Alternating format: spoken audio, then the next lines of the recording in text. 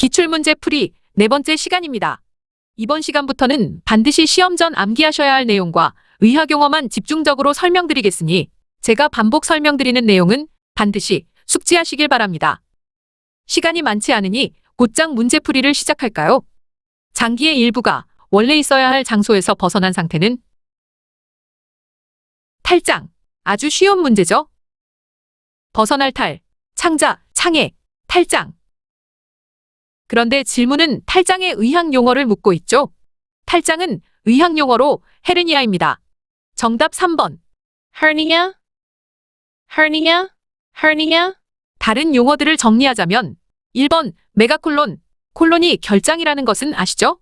결장 앞에 온 접두사는 메가, 메가는 아주 큰, 거대한을 의미합니다. 메가박스, 메가파일 등등 메가가 포함된 용어가 많죠. 메가콜론은 거대 결장을 의미합니다. 메가콜론, 거대 결장. 2번에 intussusception, 장중첩, 3번에 achalasia, 이완불능. 장중첩과 이완불능은 헤르니아와 메가콜론에 비해 상당히 전문적인 용어죠. 이 문제를 통해 반드시 아셔야 할 의학 용어는 헤르니아입니다. 헤르니아, 탈장, 헤르니아, 헤르니아, 탈장.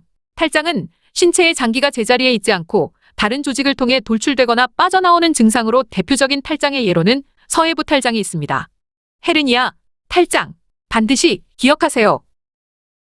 다른 부위에서 얻은 동맥 또는 정맥을 사용하여 심장동맥에 막힌 부분을 우회하여 혈관을 연결하는 것은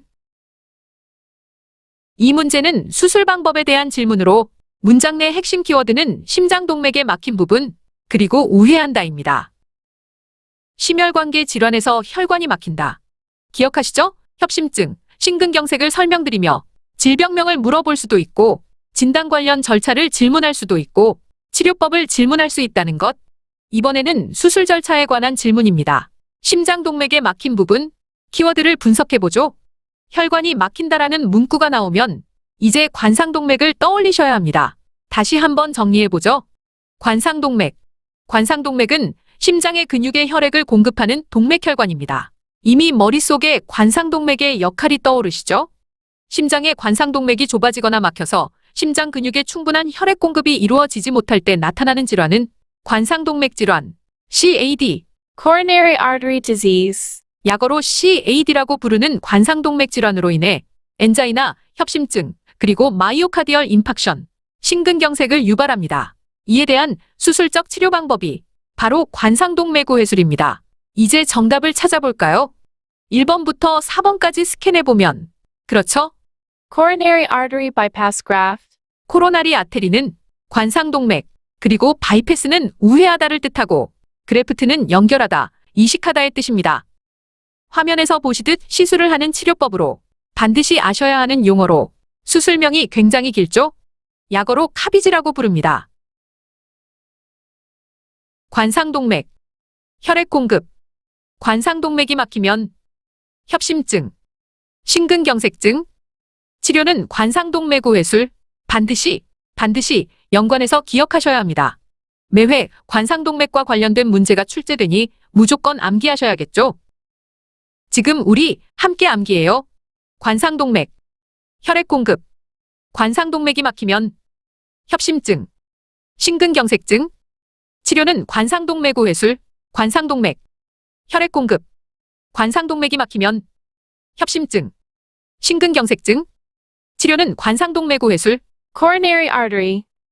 coronary artery disease, angina, myocardial infarction, coronary artery bypass graft, cavity, coronary artery disease, angina, myocardial infarction, coronary artery bypass graft, cavity. 사지와 몸이 떨리고 경직되는 중추신경계의 퇴행성병으로 신경전달물질인 도파민이 줄어들어 일어나는 병은 이 문항도 단골로 출제되는 내용이죠. 신경계, 도파민만 나와도 여러분은 이제 파킨슨병을 연상하셔야 합니다. 파킨슨병은 중추신경계의 퇴행, 도파민이 줄어들고 사지와 온몸이 떨린다. 반드시 핵심 키워드로 연상해서 기억하세요. 파킨슨병. 중추신경계 퇴행, 도파민 감소, 사지경련, 입과 코로 들어온 공기가 폐까지 이르는 길을 순서대로 나열하면 호흡계통에 관련된 아주 기초적인 질문이네요. 의학 용어가 있어 선뜻 답이 눈에 띄지 않으시죠? 정답을 쉽게 찾을 수 있도록 호흡기관에 대해 간단히 정리하고 가실까요? 호흡기계, respiratory system, 호흡기를, 기관, trachea, 그리고 두 개의 폐, lung, 횡격막, diaphragm, diaphragm, 호흡기를 크게, 기관, 폐, 횡격막으로 구분할 수 있습니다. 첫 번째, 기관. trachea, 기관은 larynx, 후두, 그리고 bronchus, bronchus, 기관지. 기관은 후두와 기관지를 연결하고 있습니다. 기관은 또한 기도, airway, 에어웨이, 기도의 필수적인 부분으로 호흡 과정 중 코와 입으로 들어온 공기가 지나가는 통로가 되고 기관 내부에는 털이 있어 노폐물과 먼지를 걸러주는 역할을 합니다. 폐, 호흡작용을 하는 폐는 공기 중의 산소를 혈액으로 받아들이고 혈액 속의 노폐물인 이산화탄소를 공기 중으로 배출하는 역할을 합니다. 숨을 들이마시면 산소가 폐로 들어가고 숨을 내쉬면 산소가 체외로 배출됩니다. 폐에는 수많은 기관지, bronchus, bronchus, 폐에는 수많은 브론코스가 있는데 관 모양의 공기 통로인 기관지는 나뭇가지 모양을 하고 있고 기관지에서 뻗어나온 기관지 가지들은 굵기가 아주 가는 세기관지로 갈라집니다. 세기관지, bronchioles, bronchioles, 세기관지의 끝은 폐포, alveoli, alveoli, 세기관지의 끝은 폐포에 연결되어 있습니다. 이제 입과 코로 들어온 공기가 폐까지 이르는 길을 확인해 볼까요? 인두에서 후두, 기관, 세기관지를 통해 폐까지 도달하죠. 많은 분들이 인두와 후두를 혼동합니다. 파링스와 라링스, 인두와 후두, 잊어버리지 않도록 파리를 기억하세요. 인두와 후두의 순서는 파리. 살면서 한 번쯤은 파리가 입으로 들어온 경험 있지 않았나요? 파리가 입에 들어오면 파링스, 라링스, 파리, 인두, 후두, 인두, 후두는 파링스, 라링스. 파링스와 라링스를 파리로 연상해서 기억하시면 인두와 후두를 쉽게 구분하실 수 있겠죠? 그래서 정답은 2번. pharynx, larynx, trachea, bronchiole, lung, pharynx, larynx, trachea, bronchiole, lung. 전미사에 대한 설명이 틀린 것은 synthesis, ectomy, stomy, trypsy. 시술 및 시술 절차에 관련된 질문이죠. synthesis, 바늘로 뚫어서 액체를 제거, ectomy, 절개하여 제거, stomy, 눈으로 관찰하는 과정, trypsy. 돌 따위 등을 부수는 과정. 전미사 설명이 잘못된 것은 3번은 스토미. 스토미는 문합술 혹은 조루술로 구멍을 내어 연결하는 수술을 의미합니다. 그리고 눈으로 관찰하는 과정은 옵시입니다. 전미사, 옵시, 눈으로 관찰하는 과정. 대표적인 예로는 바이옵시, 생검이 있습니다. 전미사, 옵시는 눈으로 관찰하는 것. inflammation, 염증의 5가지 증으로 틀린 것은 이 문제도 빈번히 출제되는 문제죠. 해를 달리해 감염의 주요 징후를 질문하거나 이렇게 염증의 징후를 질문하는 등 단어만 조금 다르게 배치해서 동일한 내용의 문제가 출제됩니다. heat, loss of function, swelling, abscess. heat, 열감, loss of function, 기능 상실, swelling, 부종, abscess. 농양, 염증의 징후가 아닌 것은 답을 먼저 찾기 전에 염증의 5대 징후를 정리해 볼까요? 염증의 5대 징후는 pain, heat, redness, swelling, loss of function. 동통, 발열, 발적, 부종, 기능 상실입니다. 농양도 화농성 염증의 증상이긴 하지만 질문의 정확한 의도는 염증의 5대 징후에 포함되지 않은 내용을 찾는 것으로 자칫 실수하실 수 있는 문제입니다. 답은 4번 압세스. 농양. 농양은 염증의 5대 징후가 아닙니다.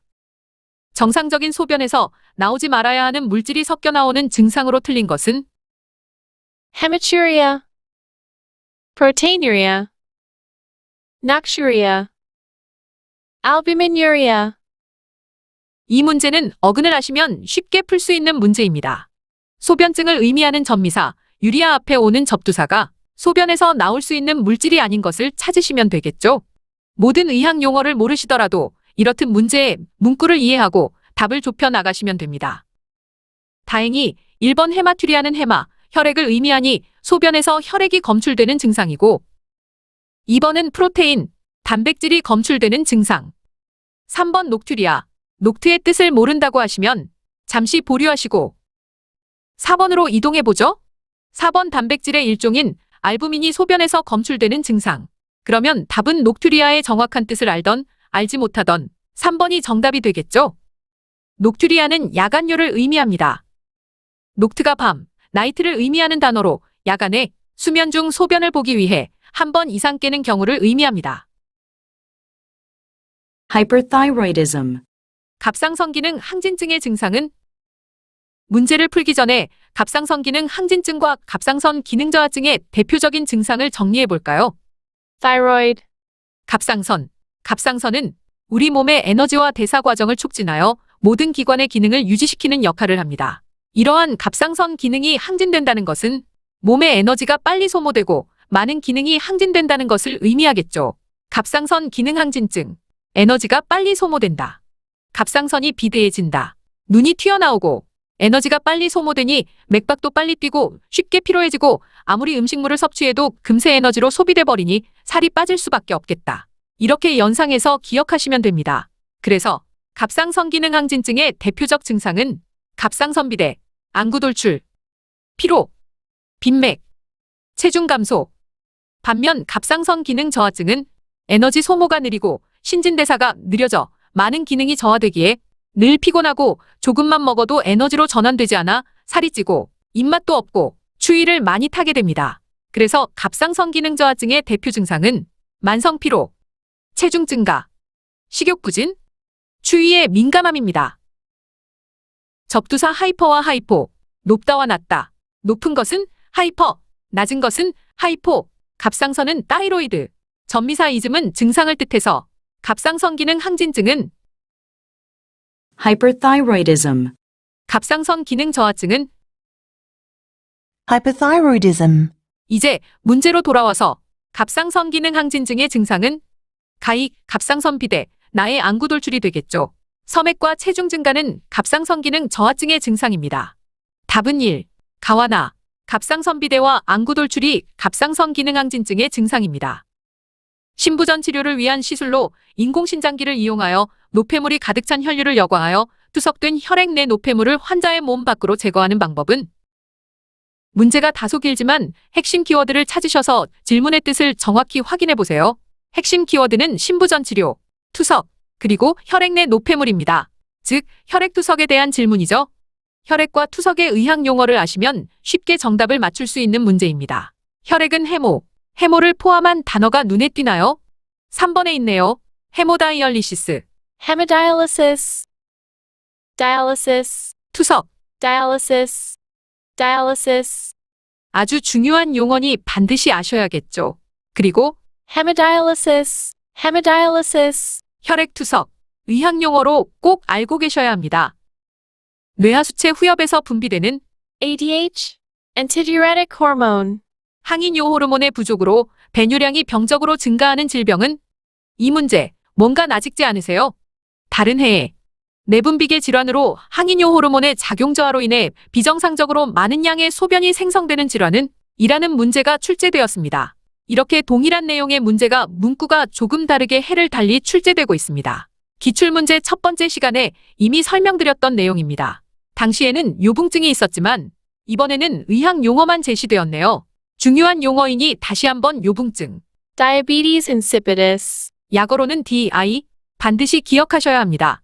DI, 요붕증, diabetes insipidus, 관상동맥의 허혈로 인한 방사선 통증은 관상동맥, 단골 문제죠? 관상동맥 질환에 대한 질문인데 짧은 문장이지만 관상동맥, 허혈, 통증 이렇게 키워드가 3개가 있습니다. ischemia, angina pectoris, mitral stenosis, conversion disorder, ischemia, 허혈, 국소빈혈, angina pectoris, 협심증, mitral stenosis, 승모판 협착증, conversion disorder, 전환장애. 허혈이란 키워드 때문에 1번의 익스미아를 선택하실 수 있지만 질문을 보면 허혈로 인한 통증, 즉 허혈 때문에 발생하는 통증을 동반하는 질환을 의미하죠. 익스미아는 몸의 신체 조직으로 혈액이 덜 공급되는, 즉 피가 덜 가는 상태로 혈관이 좁아지거나 혈관이 막히는 등 다양한 원인이 있습니다. 허혈로 인해 협심증, 심근경색이 나타납니다. 그래서 정답은 angina pectoris, 협심증, 심장의 극심한 통증을 유발하는 질환이죠.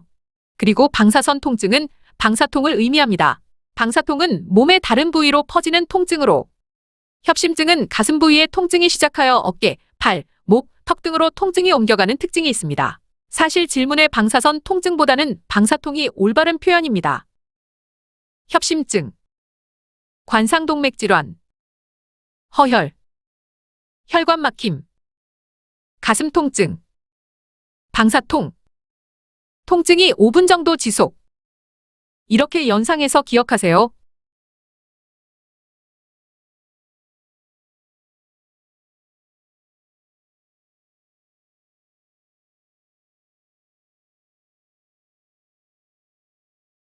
자신이 어떤 질병에 걸려 있다는 확신을 가지며 두려움을 수반하는 정신적 상태는 오랜만에 정신과 문제가 출제되었습니다.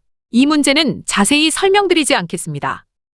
hypochondriasis, 건강염려증에 관한 질문입니다. 출제 빈도도 높지 않고 정신과 이외에는 흔히 사용되지 않는 의학용어를 암기하기엔 시험까지 우리에겐 시간이 많이 남아 있지 않죠.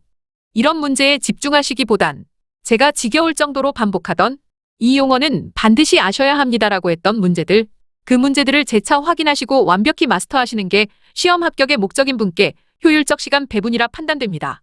중요하다며 강조드린 내용 반드시 숙지하시길 바랍니다. 여기까지 기출문제 풀이 4번째 시간을 마칩니다. 감사합니다.